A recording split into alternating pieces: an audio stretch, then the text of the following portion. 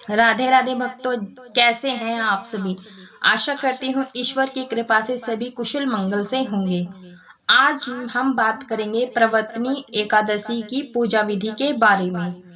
इसे कई नामों से जाना जाता है। भाद्रपद मास के शुक्ल पक्ष की एकादशी को प्रवर्तनी एकादशी कहते हैं। इसे प्रवर्तनी एकादशी इसलिए कहा जाता है क्योंकि श्री हरि विष्णु योग निद्रा में करवट बदलते हैं इस दिन, और ऋतु परिवर्तन का भी इस समय हमें संकेत मिलता है। और इस डोल ग्यारस भी कहते हैं क्योंकि लड्डू गोपाल जी को डोले में बैठा करके इस दिन शोभा यात्रा भी निकाली जाती है, और इसे जल झूलनी एकादशी भी कहते हैं। झूले का ये लास्ट दिन होता है, इसलिए इसे जल झूलनी एकादशी भी कहते हैं। इसलिए इसे कई नामों से जाना जाता है। तो आज की इस वीडियो में मैं आपके साथ इसकी बहुत ही सरल विधि शेयर कर रही हूँ।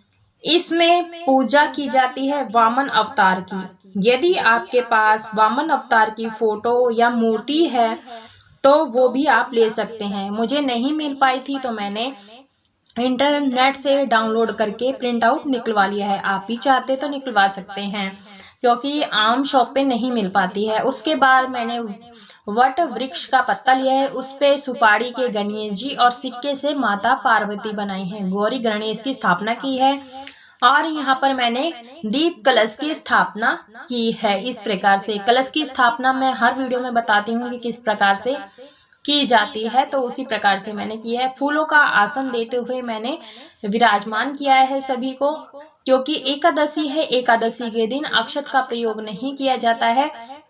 उसके बाद जल की मदद से छींटा लगा देंगे, शुद्धिकरण कर लेंगे, पवित्रीकरण कर लेंगे। आप चाहें तो सांकेतिक स्नान भी करा सकते हैं। अगर आपके पास मूर्ति है तो जल गंगा जल से और पंचामृत से स्नान करा सकते हैं। उसके बाद मैंने अग्नि देवता का ध्यान करते हुए दीपक जला लेंगे इस प्रकार से। उसके बाद हाथ में पुष्प ले लेंगे और थोड़ी सी तिली ले लेंगे और साथ में सभी देवी देवताओं का आवाहन करेंगे कि हे देवी देवताओं, आप आइए हमारी पूजा में, हमारी पूजा धूप दीप स्वीकार कीजिए। इस प्रकार से हमें आवाहन करना है। उसके बाद यहीं पर हम भगवान के पास पुष्प और तिली छोड़ देंगे इस प्रकार से, और हाथ कर जोड़ लेंगे कि आप हमारी पूजा में विराजमान हो। इस प्रकार से सबसे पहले हम गौरी गणेश जी का पूजन करेंगे, तिलक कर देंगे चंदन से गौरी गणेश जी को। इस प्रकार से भक्तों, ये पूजन आप अपने घर के मंदिर में भी कर सकते हैं और अलग से चौकी लगा करके भी पूजन कर सकते हैं। भक्तों, ये जो पूजन है ये शाम के समय प्रदोष काल में की जाती है, गोधूली वेला में।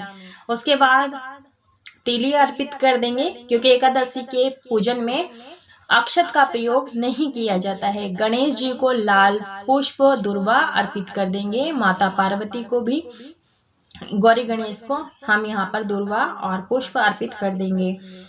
यदि आपके पास वामन अवतार की फोटो हो तो आप ले लें, यदि नहीं है तो आप विष्णु भगवान की तस्वीर ले लें या लड्डू गोपाल की भी पूजा आप कर सकते हैं। भक्तों, फिर जो ये संकल्प है, आप ये संकल्प हमें सुबह के समय लेना है कि हमें व्रत किस प्रकार से करना है। वस्त्र रूपी कलावा अर्पित कर देंगे, जनेऊ अर्पित किया है और इत्र लगा देंगे इस प्रकार से कि, और इत्र लगा देंगे इस प्रकार से ताकि वह सुगंधित हो। आप चाहें तो कॉटन में भी लगा करके इत्र अर्पित कर सकते हैं। कि आप किसी मनोकामना के लिए व्रत कर रहे हैं या फिर निष्काम भाव से इस पूजन को आप कर रहे हैं, तो भक्तों, एकादशी के जो नियम है वो 10वीं तिथि से ही स्टार्ट हो जाते हैं। एकादशी के दिन व्रत किया जाता है और द्वादशी को व्रत का पारण किया जाता है। दीपक का भी हम अग्नि देवता का ध्यान करते हुए पूजन कर लेंगे, दीपक का, अग्निदेव का। भक्तों, मैंने यहाँ पंच पल्लव लगाया है और आप चाहें तो अशोक के पत्ते भी लगा सकते हैं, लेकिन शुभ पत्ते होने चाहिए। आप चाहें तो पान के पत्ते भी कलश पर लगा सकते हैं। और उसके बाद हम वामन अवतार का, कृष्ण भगवान का इस प्रकार से हम पूजन कर लेंगे। तस्वीर में जितने भी लोग हैं सभी का पूजन करेंगे, कलश पे तिलक करेंगे और उनके छाता पर भी तिलक लगा देंगे इस प्रकार से। और पूजन के दौरान ओम नमो भगवते वासुदेवाय नमो नमः मंत्र का जाप जरूर से करना चाहिए। इस प्रकार से कुमकुम अर्पित कर देंगे। भक्तों, हमें कलश का पूजन और दीप का पूजन अवश्य रूप से करना चाहिए, क्योंकि इसमें हम सभी देवताओं का आवाहन करते हैं। यदि आप कलश की स्थापना नहीं करना चाहते हैं तो आप बिना कलश स्थापना के भी इस पूजा को कर सकते हैं। इत्र लगा करके वस्त्र रूपी कलावा अर्पित कर देंगे। आप चाहे तो यहाँ पर पीला वस्त्र भी अर्पित कर सकते हैं, क्योंकि भगवान विष्णु जी की पूजन में पीले रंग का अत्यधिक महत्व होता है। वस्त्र रूपी कलावा वरुण देव जी को भी अर्पित कर देंगे। अक्षत अर्पित कर देंगे सभी को। लेकिन वामन अवतार का पूजन हो रहा है तो आप ये विशेष दिन होता है तो आप दीप कलश की स्थापना करें तो ज्यादा अच्छा रहता है। सुबह सवेरे आपको ये पूजन करना है। पूरब दिशा की ओर मुख करके चौकी लगा करके कर सकते हैं। यदि आप चौकी नहीं लगाना चाहते हैं तो आप सिंपल साधारण सी पूजा अपने घर के मंदिर में भी कर सकते हैं। पुष्प अर्पित कर देंगे। भक्तों, गेंदे के फूल हर पूजा में अर्पित किए जाते हैं, तो आपके पास जो भी पुष्प उपलब्ध हो आप उस पुष्प से पूजन कर सकते हैं। तो भक्तों, जो ये पूजन है, यदि आप किसी कारणवश सुबह में ये पूजन नहीं कर पा रहे हैं तो शाम के समय गोधूली वेला में अवश्य रूप से करें। ये बहुत ही विशेष एकादशी होती है, क्योंकि इसके बाद हमें ऋतु परिवर्तन होने का परिवर्तन लगता है। भगवान कहते हैं कि शास्त्रों अनुसार भगवान इस दिन करवट भी बदलते हैं। वैसे तो हमें प्रत्येक एकादशी का पूजन करते हैं, लेकिन हम इस एकादशी में विशेष रूप से वामन अवतार का पूजन करते हैं। मैंने पुष्प का आसन देते हुए एक दीपक और स्थापित किया है। मैंने यहाँ पर तिली के तेल का दीपक जलाया है। आप चाहें तो शुद्ध देसी घी का भी दीपक जला सकते हैं। तो इस प्रकार से धूप दीप दिखा देंगे सभी को। आप चाहें तो धूप दीप पहले भी जला करके रख सकते हैं, तो मैंने ये अब जलाया है। तो इस प्रकार से हमें पूजन करना है। बहुत ही सरल पूजा होती है। धूप दीप दिखा देंगे। भक्तों, धूप दीप जलाने से जो धूप होती है, इससे वातावरण सुगंधित होता है, पॉजिटिविटी घर में आती है और भगवान को सुगंधित अपनी ओर ज्यादा आकर्षित करती है। तो आप धूप जरूर से जलाएं और आप अगरबत्ती भी जला सकते हैं। तो इस प्रकार से हम दीपक जो हमने स्थापित अलग से किया था, हम इसका भी पूजन करेंगे चंदन रोली अक्षत से। तो इस प्रकार से हमें इस एकादशी का पूजन करना है। इस दिन विशेष रूप से फलाहारी भोग लगाया जाता है। और जो ये व्रत है, आपको सुबह में ही संकल्प लेना होता है कि आप कैसा व्रत करेंगे। यदि आप व्रत भी नहीं कर रहे हैं तो आप सिंपली इस पूजन को जरूर करें। पुष्प अर्पित कर देंगे इस प्रकार से। और तुलसी मंजरी ये हम भगवान कृष्ण जी को अर्पित कर देंगे। अगर आप लड्डू गोपाल की सेवा करते हैं तो लड्डू गोपाल की भी पूजन कर सकते हैं। और भाद्रपद है, इसमें खीरे का विशेष महत्व होता है। आप खीरे का भोग जरूर से लगाएं। मैंने यहाँ गणेश जी, गौरी गणेश जी का भोग अलग रख दिया है, क्योंकि भगवान गणेश जी के पूजन में तुलसी पत्र नहीं डाली जाती है। और उसके बाद भगवान विष्णु जी को इस प्रकार से तुलसी पत्र डाल करके भोग लगाएंगे। जितने भी भोग हम अर्पित करेंगे सभी में हम यहाँ तुलसी पत्र जरूर से डालेंगे, तभी भगवान स्वीकार करते हैं।